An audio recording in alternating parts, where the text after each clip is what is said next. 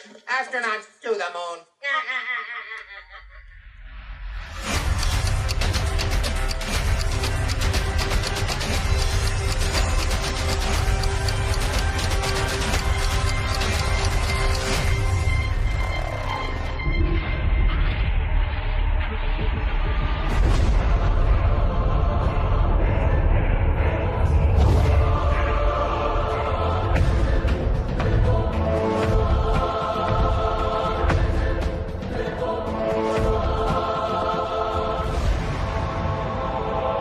Because that's what science is. What's going on, everyone? It's Jeranism, back with another video for you today. We're going to actually touch on a few topics, so I want to cover those real quick just so you know. We're going to be talking about the great religion of the 21st century, otherwise known as Scientism. We're going to be talking a little bit of math, some NASA fraud, some Roscosmos fraud, some JAXA fraud. We also have a little bit more information on the Stone hoax, or the Phoneyhenge, whichever way you prefer to refer to it. And we also have some launches and some ISS stuff. Also going to touch on radio waves proving the flat Earth, as well as Lake Okeechobee in Florida, also proving the flat Earth. So lots to talk about. So let's get started. So first, a quick reminder for those of you that will be doing the launch with us. Time to launch. Be on the lookout for my next video, which should be out in the next 2 days, and it will include all the launch details. And I'm also going to be emailing everyone who had sent me an email confirming their interest. So look for that in the coming days. Second thing about that, please check the date. I've been announcing 9/28 as the date, but found out that our eclipse is on the evening of the 27th here on the west coast of the United States. So make sure you check the date so you know when it will be in your area. The other thing I wanted to mention was a reminder that we've been doing the Monday night show, which we call Globebusters. Bob, TJ, myself, and Missa all get together and talk the Flatlands, and it's been a pretty good show. We've had 5 already, so make sure you tune in Monday nights at 6 o'clock p.m. Pacific Standard Time to enjoy the hilarity that is the Globebuster show. And due to the overwhelming success of last night's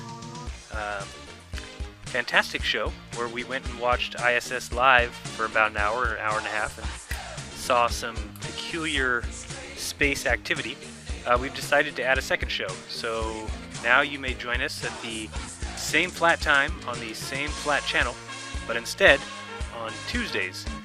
So at 6 o'clock on Tuesdays, we will be watching the ISS live. Hope that you'll join us. And now, to more serious issues. But first, before we get started on all that, we're going to have to go back to school just a quick second, because it's time for a pop quiz. Sorry, guys.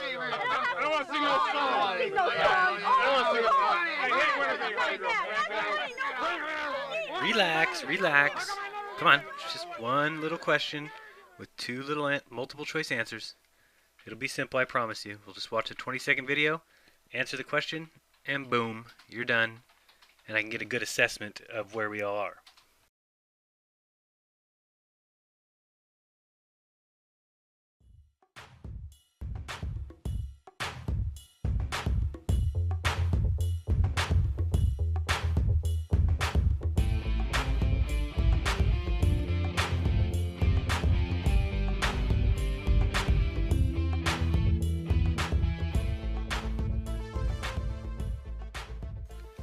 Alright, so now that you've watched that, based on that video, I want to know if you feel that the sun is 93 million miles away. Simple answers, no or yes. And so, if you said no, you do not think that the sun is 93 million miles away, you pass. You're using your head, you're understanding science is not the end-all be-all, and that you actually have brains, so congratulations. And I'm sure no one said yes, right? What? No. Someone thinks the sun is 93 million miles away. No, God! No, God, please, no! No! No! No! So now let's talk about the great religion of the 21st century, the end-all be-all, and that is scientism.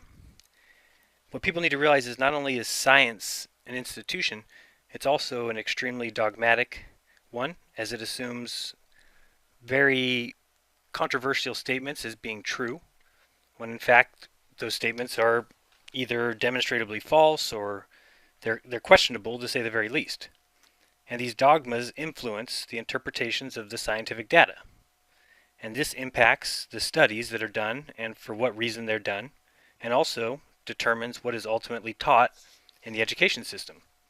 So science is just as much of a religion as religion is. In order to be taken seriously in science, well, you need to be published in a peer-reviewed paper. In order to be published in a peer-reviewed paper, you would have to do quite a few tests and studies and experiments, and of course these things take money.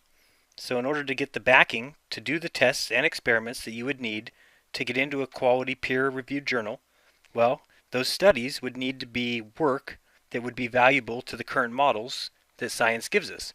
I mean, if you think about it, why would the government or a large company or institution, why would they fund a study that has a potential to throw a wrench in the current accepted dogmas or the current accepted system? It just wouldn't happen.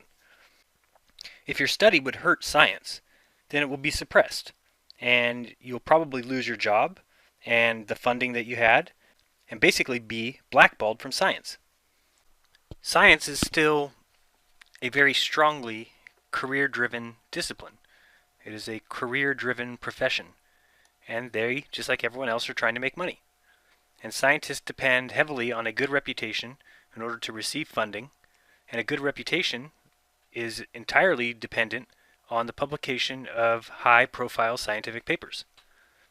And so there is a strong imperative to publish or to perish.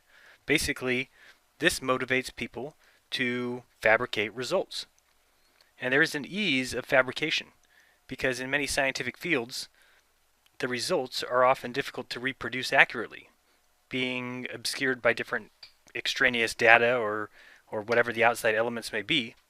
That means that even if a scientist does falsify their data, then they can expect to get away with it, because at the end they can just claim ignorance or confusion as to why their particular results differed from their peers.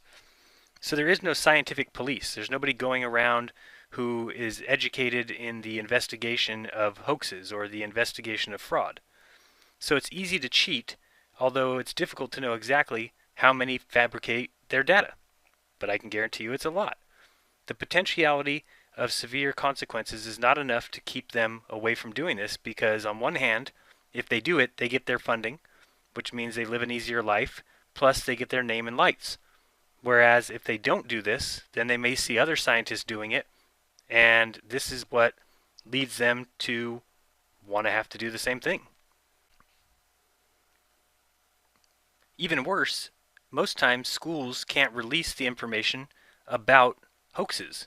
Basically, when a professor or a scientist gets caught cheating or fabricating results, usually the school can't release what exactly that particular scientist did. There's not enough to deter them from falsifying their data.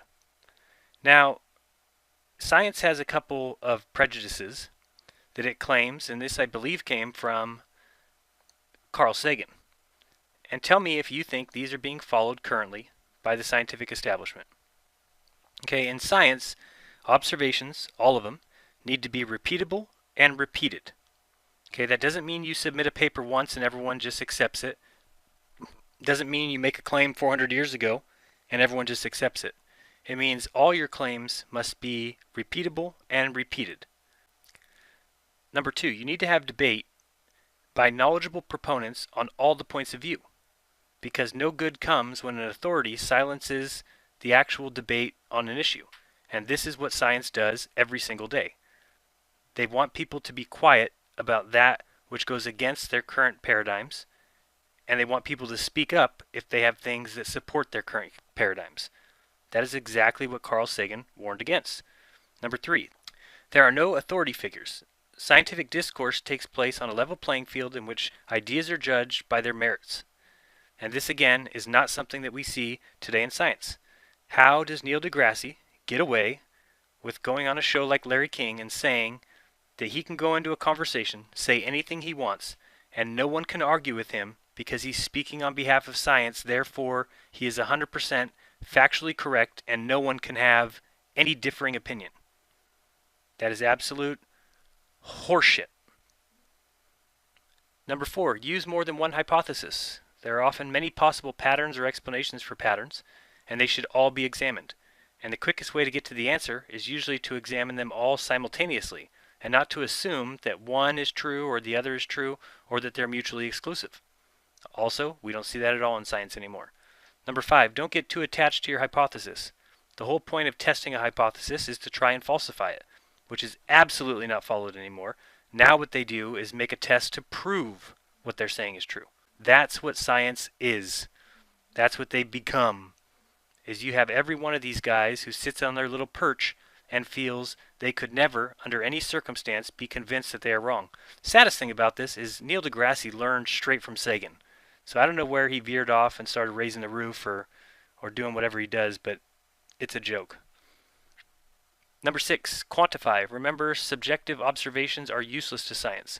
Sometimes subjectivity can creep into even detailed observations. The true proof of objectivity is often the ability to count or measure. Okay, so that's why I tell the globe people, measure the earth. Stop putting it on paper and telling me Pythagoras figured out some theorem that tells you you're on a ball. Go out and measure it in your reality. But you can't, because it's not there. Number 7 says a chain is as strong as its weakest link, basically saying that your entire theory needs to be made up of facts. You can't have some facts with some nonsense and call it a theory or call it true. You need to have the whole cake.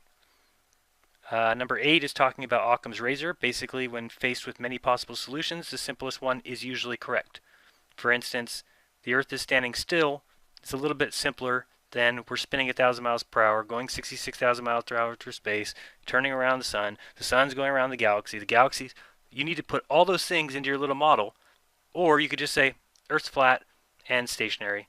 But heaven forbid, that might mean there's a creator. That means that Richard Dawkins isn't the most intelligent thing ever. So we won't be seeing that anytime soon. Number 9, and a really big one, is falsifiability. In science, you have to have a definite answer to a question. If I were wrong, how would I know it? If you don't, you aren't doing science. That means it must be possible, in principle, to know if your hypothesis is wrong. If you have no way of knowing if you are wrong, there's really not much to test or discuss scientifically. So that is exactly what we have with gravity and with dark matter. These things are just accepted as true. They've been taken as axioms. They've been placed as constants. And this is what happened to science. And they're teaching it to you as a religion by saying, we've tested everything. Everything we tell you has been tested multiple times, thousands of times. Otherwise, we wouldn't tell you. And it is possible that that's what they believe. But it is not the fact. And you need to look into it and research it. And it's right in front of your face. And believe me, if you go to Dawkins and look for the answer, well, of course you're going to get told that science is the fact. You need to look at outside sources. And no, I don't mean the Bible. I mean, use your brain, use your mind, and research. The sad thing is how they're allowed to get away with teaching evolution. The fact that they teach it in the schools when the idea that life and the entire universe came from only natural processes is absolutely a religious statement. It is 100% a religious belief. And these kind of things are incapable of observations. There is no proof. It's not testable. So it cannot be considered science. It's dogma. It's religion. But yet it's taught to our kids in school. And how is that not atheism? How is it being taught on taxpayers' dollars while we have teachers fighting in the courts and in forums and in communities and posts all around the internet about how right they are and how true of a science it is, just so that they can keep their monkey religion in schools? It's BS. And I'll be the first one to admit that if a teacher gets up and wants to teach that Jesus Christ is your personal Savior, or wants to teach that the Bible is the literal Word of God, I have a problem with that, because that is teaching religious beliefs in school. But then, it can't be okay for them to not just teach evolution, but call it a fact. And what they've done is completely destroyed any connection with free speech that we once had. Free speech is gone. As a student or as a teacher, you can't bring up your opposition to Darwinian evolution. As a student, you can't bring up the idea of intelligent design. I mean, teachers such as Eric Hedren have been threatened with lawsuits if they just mention intelligent design in class. And so what I struggle to understand is simply, why are people allowing this to happen? Do we have no scientists out there that actually have a conscience? Do we have no science teacher that can't face the facts? I mean, what these con artists are doing, and yes, I mean you, scientists and science teachers and science fanboys, you're responsible just as much as the originators of the hoax, because you refuse to look into what it is that you were taught. It's science, right? Science doesn't lie. Science doesn't hoax. They don't pretend.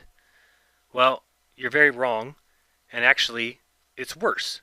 What they did is they fooled you by teaching you their hoax, their bogus little system, and then also teaching you that if you believed it, you were smart. And if anyone comes around who doesn't believe it, they're idiots. See, what they're doing is just playing right into the hands and into the needs of human beings to be popular, to be considered smart. And that's all you guys care about. You could care less about it. You don't feel like looking at the facts to see, I wonder if we went to the moon, because the facts are right in front of your face. But all you care about is your next door neighbor not thinking you're an idiot. And the stories are obviously everywhere. All you have to do is just look it up, and you'll see what's going on. From chemistry professor Nancy Bryson, she lost her job as the head of science and mathematics at Mississippi University, which was her alma mater, because she gave an extracurricular speech to the honor students mentioning the issues she had with natural selection and random variation and mutation.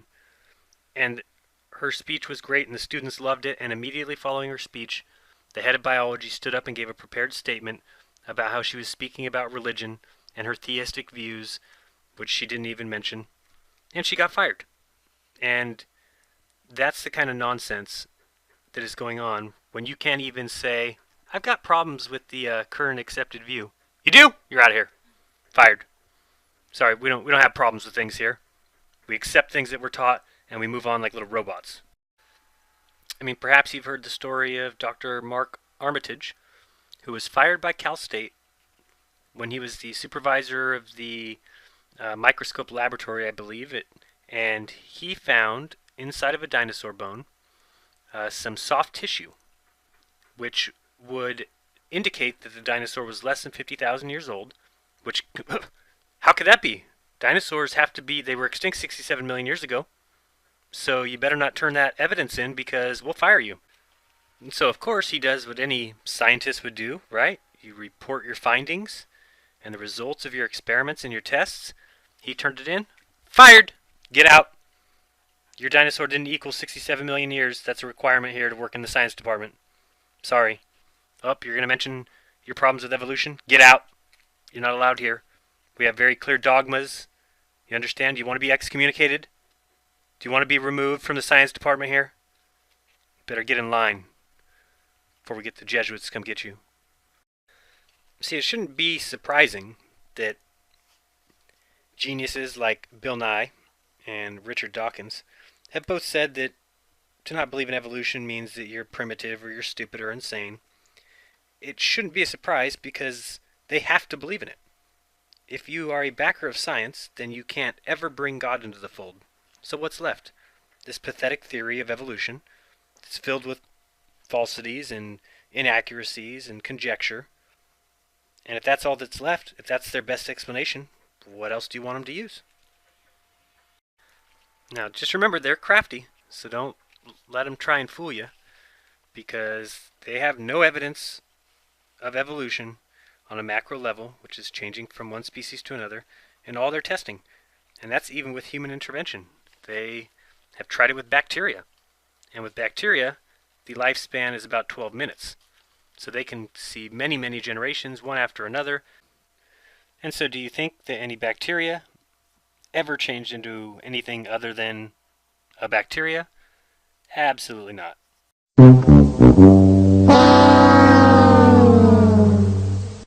And then they tried fruit flies, because with fruit flies, they have a short lifespan as well, and humans went in and said, we'll just intervene and make the generations go even faster to find our proof.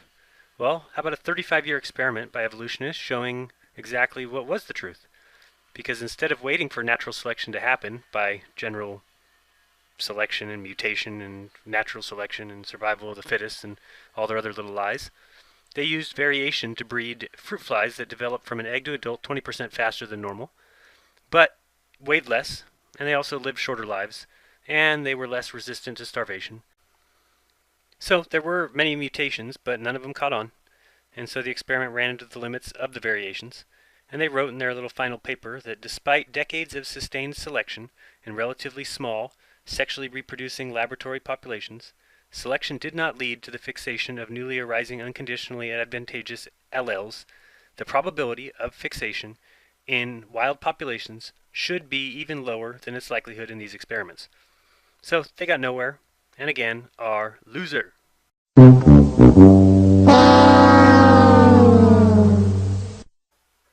I mean, honestly, the entire theory is ridiculous.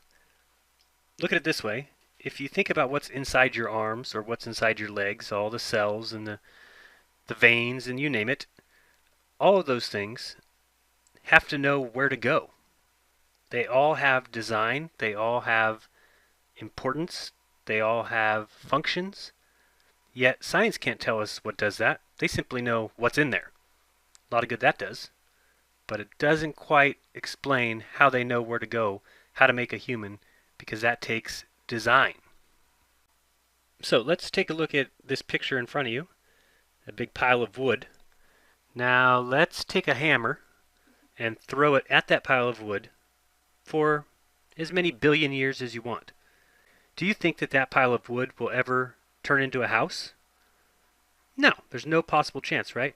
Yet evolution wants us to believe that that is exactly what happened with the universe, and even more than a house. A house has 1/1,000,000th of the impressive design features that are in human beings.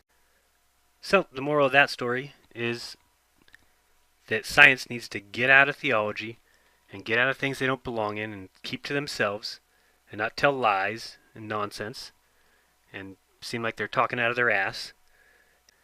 So you might have noticed before that when you read a book, sometimes based on sentence structure and content, you can actually know who the author is. Well, I think I found the secret author of the theory of evolution. What do you think tribal sovereignty means in the 21st century? And how do we resolve conflicts between tribes and the federal and state governments? Yeah. Tribal sovereignty means that. It's sovereign. I mean, you've been given sovereignty and you're viewed as a sovereign entity. Okay. And therefore, the relationship between the federal government and tribes is one between sovereign entities. So, the great thing is that there is some stand-up people in this world, thank goodness, and a few of them are scientists that have signed the Scientific Dissent from Darwinism page. It is simply a form that talks about Darwinian evolution and the impossibility of it, and is signed by many scientists throughout the country. And so I thought it was really cool that they had almost 1,000 signatures from scientists that had said no to this hoax, this bullshit. But to be friendly, the National Center for Science and Education decided to fight back by creating their own list of scientists who were actually pro-evolution, and decided to only allow people whose name was Stephen to sign it, kind of showing that they were oh so cool that they would get more signatures with just using the name Stephen. Well, there's a little bit more to the story. For instance, they don't really tell you that they allowed Stephen with a V, Stephen with a PH, Stefan, Esteban, Stephanie. There's very many variations of the name Stephen. But still, it seems like they've got the clear head in this little battle. Except for if you look even deeper, you'll see some numbers that they've used, and let's see if they're being, well, scientifically accurate and mathematically accurate. So you'll see they have a little FAQ page here, and one of the questions was asking about who gets to sign and how they pick the people. And it says, according to data from the U.S. Census, approximately 1.6% of males and approximately 0.4% of females, so approximately 1% of U.S. residents, have first names that would qualify them to sign the statement. So it is reasonable to infer that at least 22,000 scientists would agree with the statement, at least because the statement was quietly circulated to a limited number of people. As of March 9, 2015, there are 1,362 signatures, corresponding to 136,200 scientists. Now, let's think about this. So I saw 1.6% of males and approximately 0.4% of females. So we just add those up. That should be, 1%. 1.6% of males and approximately 0.4% of females. So approximately 1% of U.S. That doesn't make any sense. Maybe they rounded it. Let's look at it that way. So 1.6 would round to 2. 0.4 would round to 0. Okay, so 2 plus 0 is, 1. Doesn't seem like they should have got 1%. It should be 2%. So their number of 22,000 scientists should be doubled. Should be 44,000 scientists. And here they are, very excited about the fact that they have 1,300 signatures, but they have 1,300 signatures out of 44,000 scientists named Steve. I don't think I'd be very excited if I were them. But, hey, that's just based on their numbers. Who knows? We could be wrong. So, whatever. They think that God's going away, that he's just going to disappear, or the idea of a creator is just going away, and they're going to figure out the answer to life, and simply won't happen. As Obama would say, you didn't build this.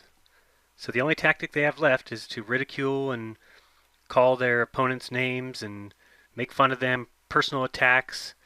You could just take Red's Rhetoric, for example, who prefers to just attack me personally, repeatedly, because he thinks he's smarter than me. And I guess it really depends on what your opinion of smart is. Mine is not the ability to remember numeric formulas and repeat them. That's not smart. Somebody who can use their brain and realize that they're in the middle of a hoax and see the truth for what it is and be smarter than what the elite tell you so that you live your little slavery life. Those people are smart in my book, but to each their own. So the bottom line is simply that evolutionists must just assume evolution is true. It's the only choice. Science is true, so how could evolution not be true? Most scientists believe in it. It's a fact. It's proof. And then they write endlessly about it and where it happened and when it happened and the rates and the lineages, etc. But I guess they don't realize that if macroevolution is physically impossible, never been seen, never been produced in any kind of test results, then the rest of it is all fantasy. There are really only two possibilities, and that's every part of every living thing arose by random chance and mutation, or it was intelligently designed with purpose. So I do have respect for those who stood up and said that they don't believe in the farce of Darwinian evolution. At least they had the courage to stand up and defy their high priests of academia by voluntarily adding their names to that skeptic list. But I guess the others are either brainless or spineless, or named Steve and brainless, or possibly named Steve and spineless. Oh boy. So I'm sure you've heard of a foghorn, right? Well, I decided to invent something new. This is called the fraud horn.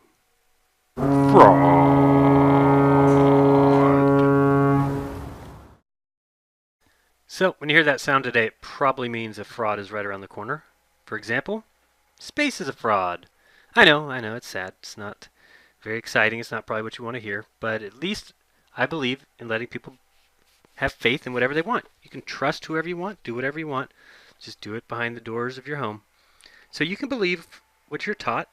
You can believe what was told to you through history and what ended up in school books. You can trust others with your life. You can trust others with your one shot here on Earth. You can choose to follow the leader and choose to trust men. Fine by me. Or you can trust yourself. You can trust reality. You can recognize the reasons that people lie, the monetary gain they get from lying. I mean, you recognize that people are power hungry. They want nothing but money, right? So you can easily follow the money. You can even ask what you get out of it or who benefits from it. By doing that, you can kind of start to come up with a more clear outlook to life. So I do get a lot of funny comments on my videos, one of them being, please don't procreate. And then I gotta tell them, sorry, too late. My seed's been spilled. The other funny comment is the why. Why would they do this hoax? I don't understand it. Well, it's right in front of your face, so let's go over some of it. Let's start off with the globe. Remember, guys, it's taught as fact. That globe was in your classroom in kindergarten. They also taught you to make fun of those who disagree with it. That it's mathematically proven. You don't even need to question it. It's told to you it's reality, and that everyone knows it's a sphere. The ancients thought it was flat. Desert wandering nomads thought it was flat. It was calculated thousands of years ago. It's proven by mathematics, but not observation. It's against all my intuition and sense. It cannot be felt. It cannot be observed. It just is. Stupid. Somebody told you it's spherical. So let's think first. How does it benefit you? Makes you small and insignificant. Keeps you from wondering, searching. You can't always see the truth. And it teaches you you're not as smart as the others. The globe defies all logic. It creates forces that we can't even see. You have to believe in it or you're stupid. And you can't be successful if you don't. All the educated and intelligent men in the world believe in it. It's 4.54 billion years old because we can date rocks. You'll never understand it. And it turns the word gravity into so much more. How does it benefit them? Well, you work and pay taxes. You go to college to become educated. You believe in it and pay NASA to discover more about it. You believe in satellites, so you pay more for technology. You need GPS to get around. Your heroes are astronauts who see it from above. You accept their photos and all their charts. You watch the news to learn about the sun. You give them that control.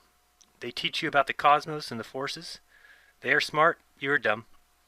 You go to school and repeat the lie and are taught not to question all the given facts. You let them drill into the earth. You let them suck the life and energy from it. You let them kill when they are your elected ones. You trust them and their judgment. You believe in them and stop learning or growing. You speak and parrot and even fight on behalf of them. You live and then you die. You struggle, you toil. You build for them and you design. You accept, you conform. You allow, you give away. You teach it as truth and justify its mystery. You deny your eyes, your heart, your gut, and your humanity. You give up your spiritual self in trade for their collective goals and agenda and to glorify them. So what is the globe lie itself? Well, that's easy. Remember that extraordinary claims require extraordinary evidence, and in order to believe the globe, you must also accept that you're spinning 1,000 miles per hour, flying through space 66,000 miles per hour. You're upside down, or maybe you're right side up.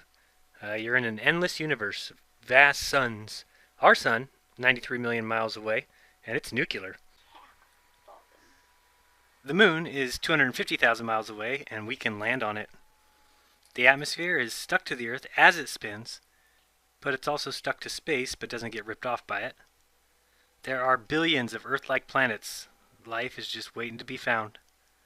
The sun is the same as all the stars. It's just an average-sized sun. Stars are trillions to quintillion miles away.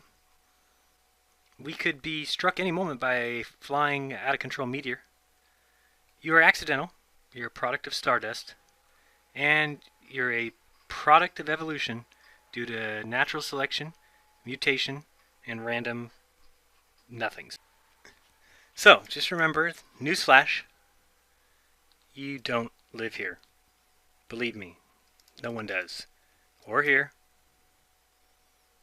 This is art, not reality. This is pretend. This is very make-believe.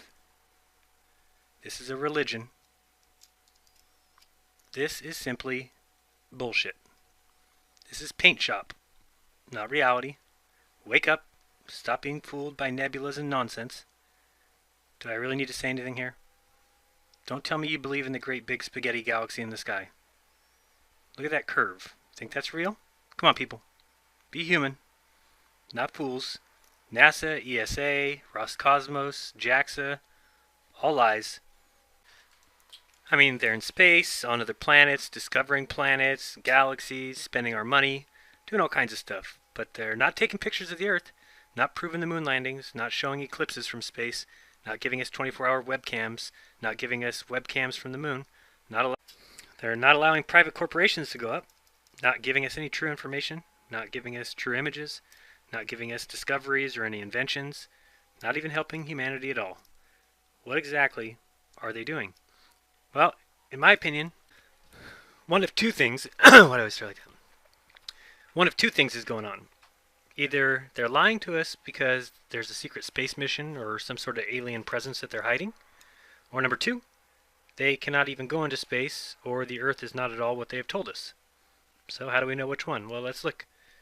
If there was a secret space mission or alien presence that they were trying to hide, they would certainly appease us with the easy stuff. They would show us pictures of the Earth, we'd have a webcam from the moon, there'd be live video, other kinds of proof of the moon landing. They would allow private corporations to go up. They would even be charging for space trips and moon orbits. There's a lot of things that they would be doing if that's all they were trying to hide. But they're not. So, what are they doing? They're lying. They're fabricating.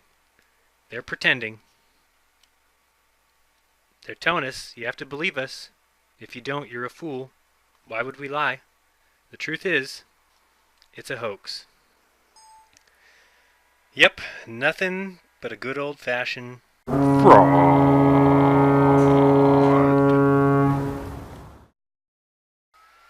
Oops. Excuse me, NASA. Your balls are showing. Oh, and lucky us, we get to look at another fraud. This one is the Felix Baumgartner, the epic jump from space. Let's take a look at some of these images, since globe earthers want to always talk about it. The funniest thing is the intelligent and intellectual NASA fanboys will always want to tell me how stupid I am, and then drop this link as proof that the Earth is round. So, let's just put it this way. I'd rather be an idiot, a numbskull, a moron. I'd rather my parents be siblings than to be an intellectual, if being an intellectual requires me to believe in this crap. Let's take a look. There's Felix opening the door to the nice flat horizon in the back. Now remember, he's about 128,000 feet, where NASA flies their little ISS spaceship at 1.2 million feet. And yet, looks like a flat lands there in the back to me. Weird that NASA is so much higher, and they get the curve, and he doesn't. Oh, there's the curve. I guess he does get the curve. That's pretty weird. Didn't we just see it was flat? Seems like a pile of GoPro horse malarkey to me. See there? Flat at the top left, curved in the bottom right, and it's just 1,000 feet more. I think somebody's pulling our chain, and his name is Felix Baumgartner. I do have a special treat for you. In full color, very rare footage, 1965. Hailing from Russia, Alexei Leonov. First a spacewalk.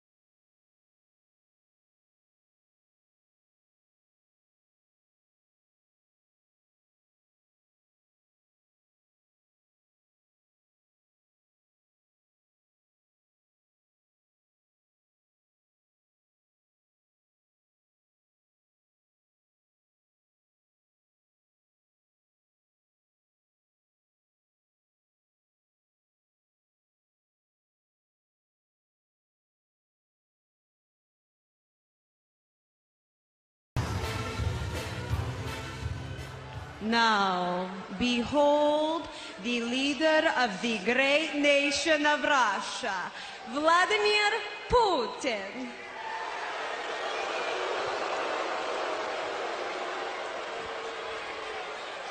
He is strong. He is virile.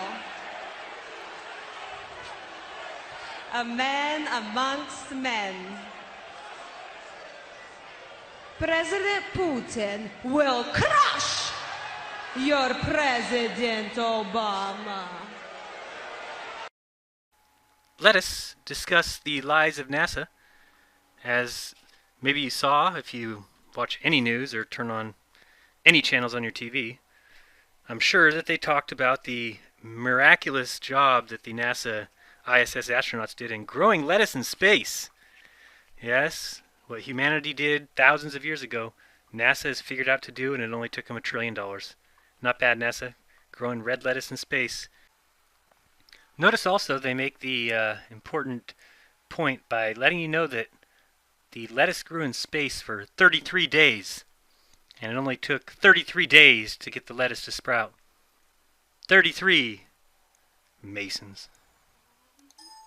Peculiar, all these articles clearly show that it is the first time the NASA astronauts have ever eaten anything grown on board the ISS. First time they had any vegetables, first time they had any lettuce, which is, of course, a complete, outright fabrication and lie. Imagine that. Yep, you'll see here that the USU space farming gear was lofted in 1994, and by 2002, Utah State University Space Dynamics had also included a lettuce experiment, and it said that the astronauts were delighted to eat their greens and how much they enjoyed their lettuce. So, let us just keep letting NASA lie. Why not? They're scientific, mathematical. But, in truth, it was just another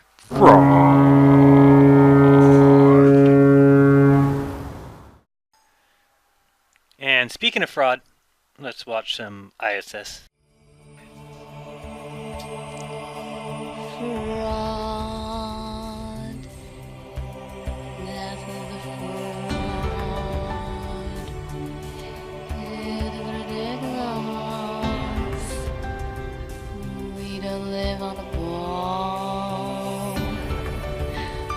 Don't you realize it's not a ball?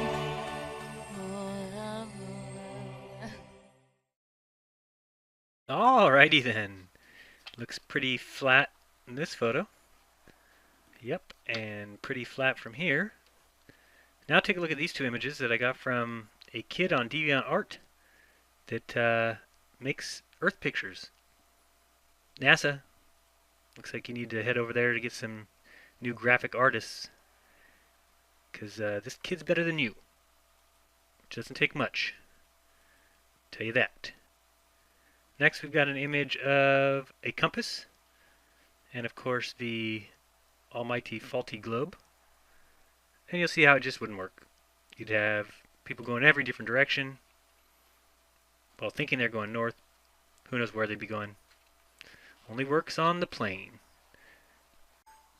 Next we got a special guest host popping in just for a quick segment to show you this little image. Hello to all my Sphere fans.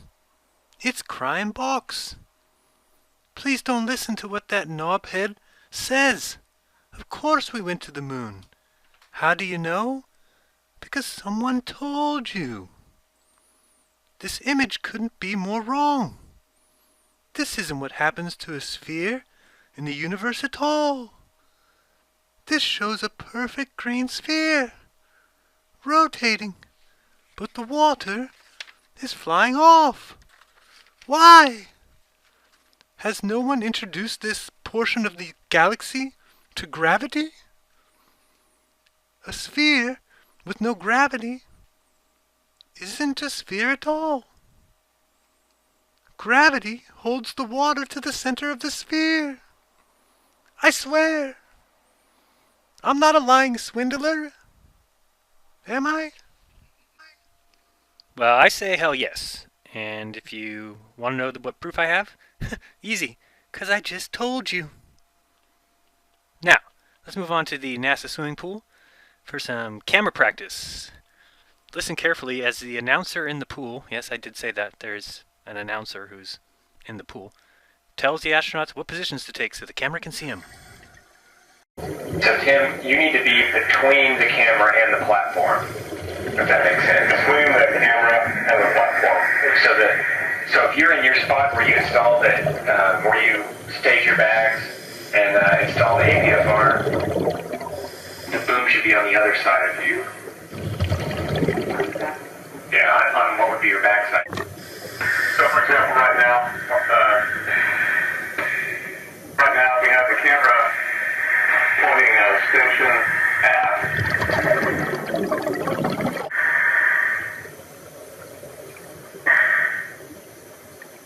Okay, so Tim, we think you're about right where you need to be. If you hold onto one of those circumferential handrails around Columbus.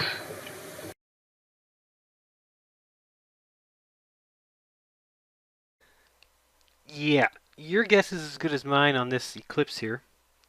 I honestly have no clue how it would even work. Is it real?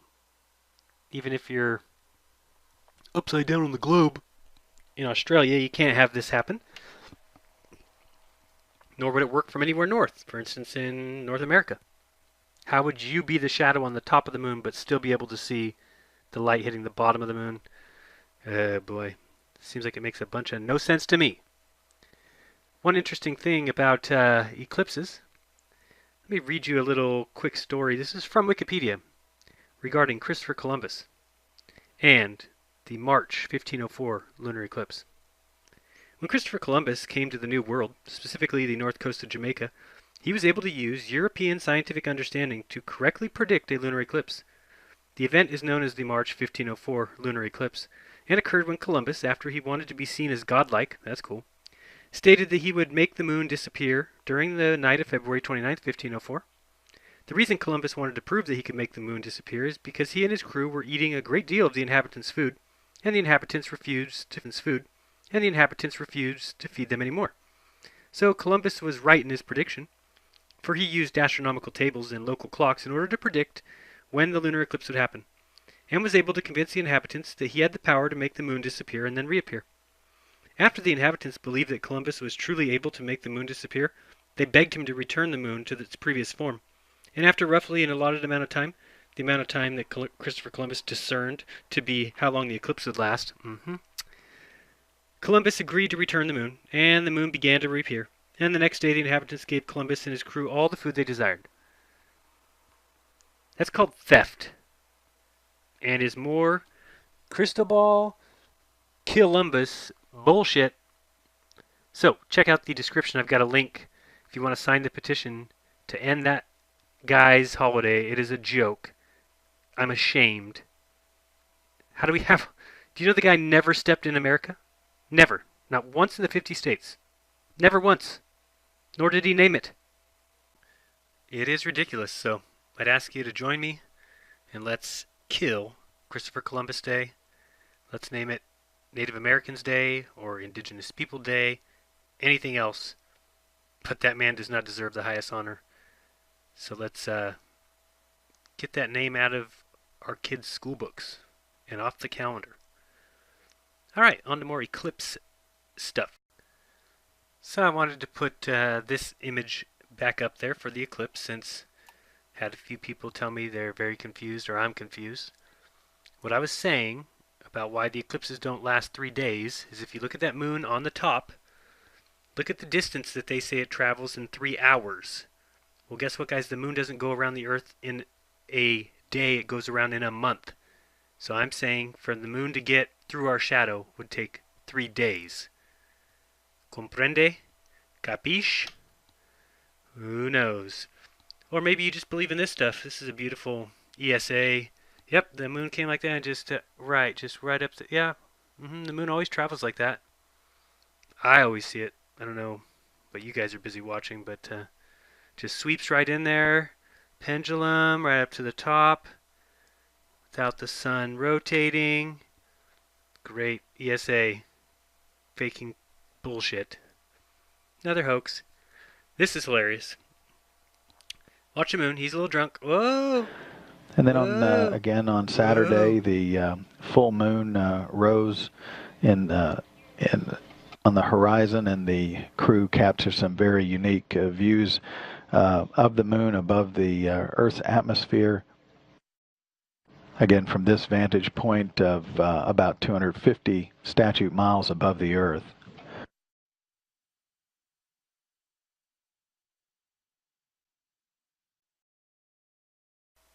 One more time, because what's better than seeing the drunk moon?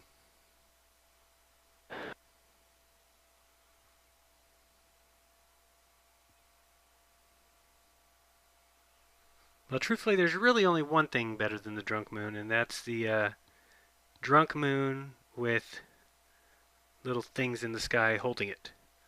Only thing I can think of. Thank you, International Space Station. Take a look at this.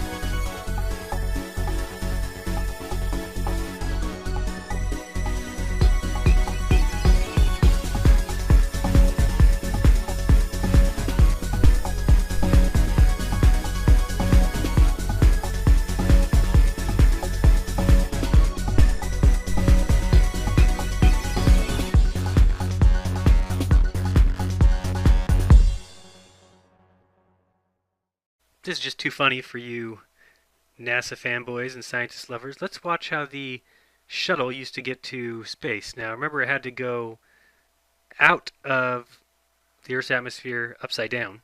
Then it flies around space upside down. Then it flips over and then enters again from its belly.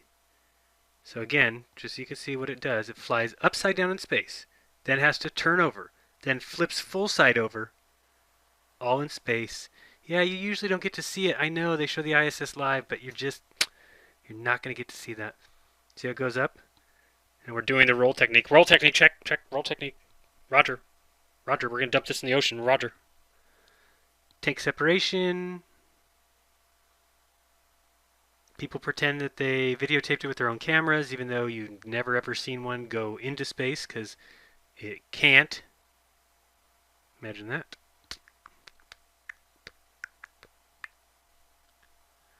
Here's another little diagram as it launches. Then it goes through SRB separation, fuel tank separation. Now it's upside down and it goes into orbit. Then it has to retrofire backwards. Then it's going to do the flip. And then it's going to come through the atmosphere just fine, unless you're Columbia. Then you end up on the floor.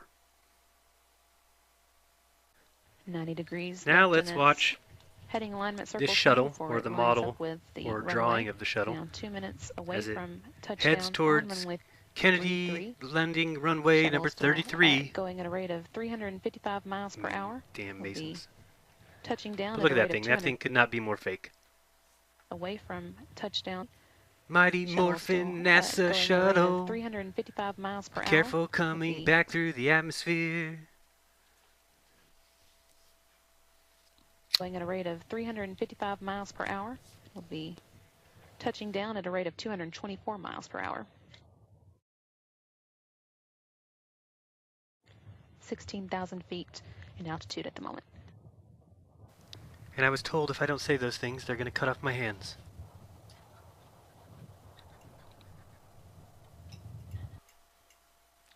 Oh, now it's coming in hot.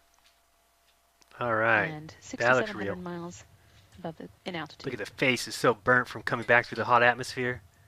But for some reason, the back of it isn't. Guess it wasn't that hot. It was only hot in the front. Now, right about now, I'd be thinking, where's your landing gear? We're going to need some landing gear here on runway 33.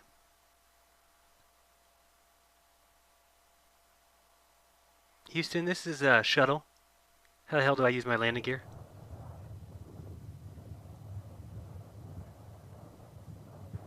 That looks real. Oh yeah. You can do this at home, kids. Buy one of these shuttles for $9.99 at your local grocery store in that cheap toy section. and just get some fishing wire. Lower it in front of your HD TV screen. You need landing gear. You need landing gear. They never put their landing gear down. They're going to crash. Oh, shuttle's nose there it is. landing, and that's not fake. so you can see the It's instant landing gear. Only NASA's discovered that. in place. No one else has quite figured that out yet. And that's a glider, they say. Touchdown.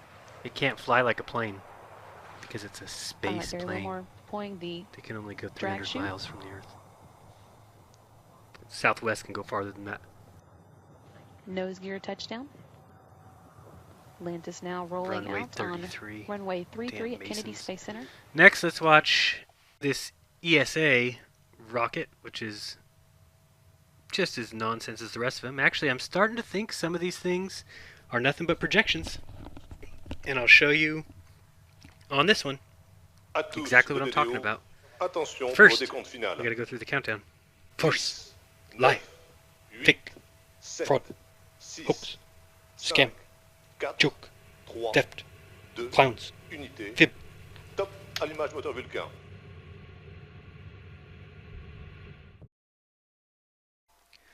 Now keep your eye on the left side. We are going to slow it down here right after.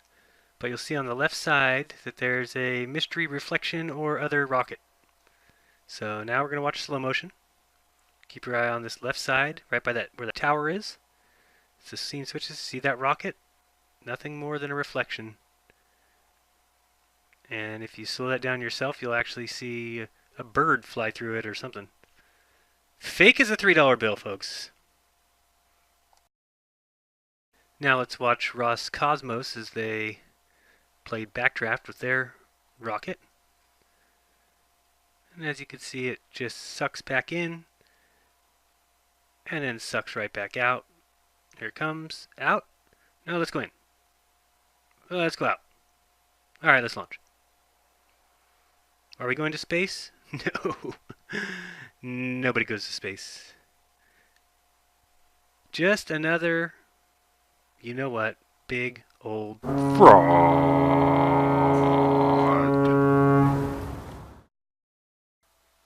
Alright, so just reminding you guys to use your brain when you see images like this.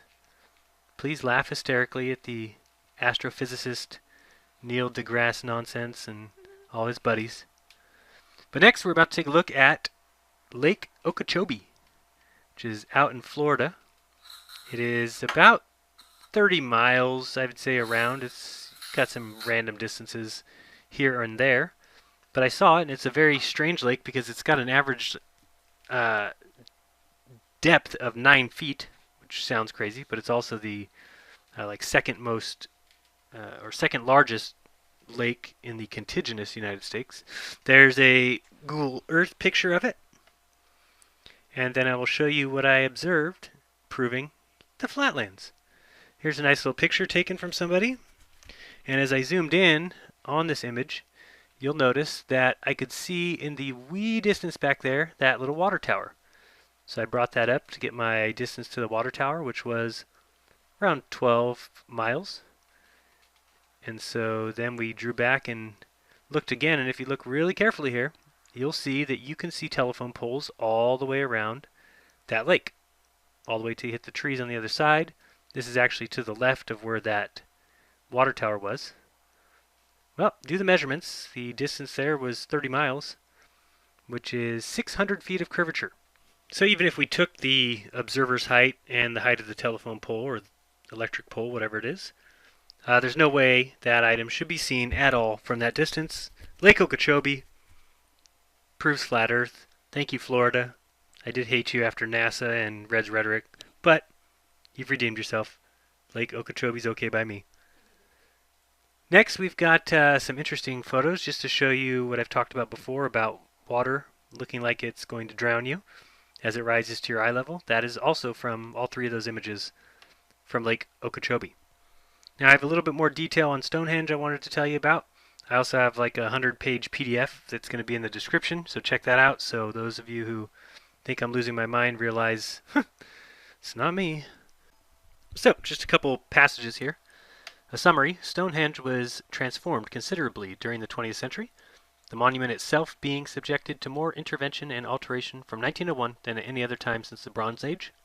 Some of the most important episodes of excavation at Stonehenge during the 20th century were driven by a desire to interfere with the monument's physical appearance, often but not always due to concerns about stability. The romantic ruin of previous generations, leaning monoliths, twisted triathlons, and recumbent sarcens, was rationalized into a more upright, orderly design and secured for posterity with concrete. At the same time, the visibility of the enclosing earthworks had enhanced for the paying visitor. The enclosure ditch only partially backfilled and surplus materials spread across the site to conceal old trackways.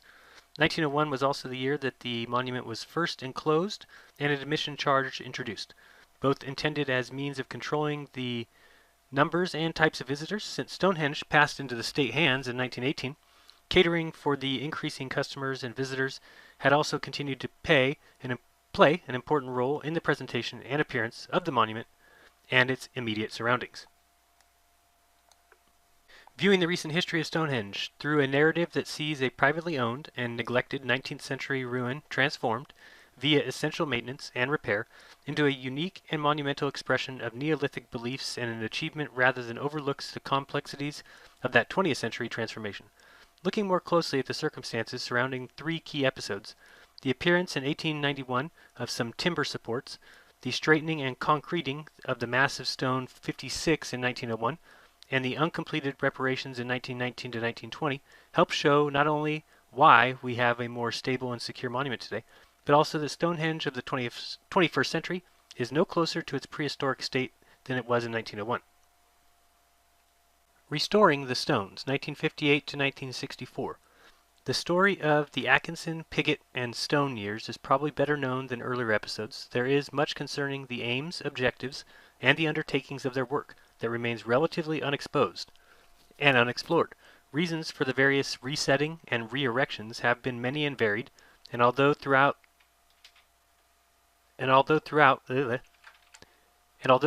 there has been an expressed belief that each episode had made the monument more secure, less susceptible to falling further into ruin, motivation has usually extended beyond this. Certainly, archaeology benefited from the episode via the results of Gowland's excavations, but should the stone have been left alone or secured in its leaning position rather than being hauled upright? Blow and Garland, and later Piers and Hawley and others, felt that the stones, if the short and long-term danger of collapse was accepted, would be more secure, concreted in an upright position, something that was fitted with the idea that all the stones were originally perpendicular. In other words, as well as being established, it was assumed that Stonehenge was being returned to something more like its original Neolithic state. Of course, as Piers was to realize, this was not the case. By the late 1930s, the feeling within the Office of Works was that this kind of work was not restoration at all, but something that left them open to the charges of faking, i.e. creating an entirely new monument out of what remained of a prehistoric one. Sir Edmund Antrobus III had insisted that archaeologists were the most responsible for mischief at archaeological sites, and if the ancient monuments were placed in their hands, they would still do more. In his terms, then, the amount of mischief occurring at Stonehenge since it entered his guardianship in 1918 has been considerable, and although no more stones have been moved since 1964, and excavation within the area of the monument during the same period has been minimal, the appearance of Stonehenge has continued to change. Think of the issues they had with the changing and alterations to Stonehenge in just the past 100 years. Now think about the people you trust and who not to trust, and do you trust the men, knowing that the men that have been in and out of the area for the last 100 years have done as much as they've done, and it's been there for 4,900 years before that. Clearly, we are looking at Stonehenge and just another fraud.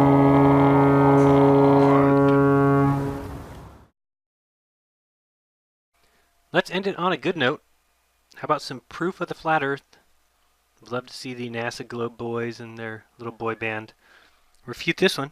It's called radio waves. And let's look at the first radio transmissions that went from the continental United States across the Atlantic Ocean and across the Pacific Ocean to Hawaii with no satellites in space. Magic.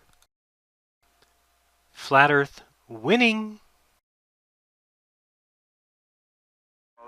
Became a reality. This same year, 1915, at Arlington, Virginia, telephone engineers hooked together 500 vacuum tubes to generate enough radio power to send the human voice across the Atlantic for the first time in history.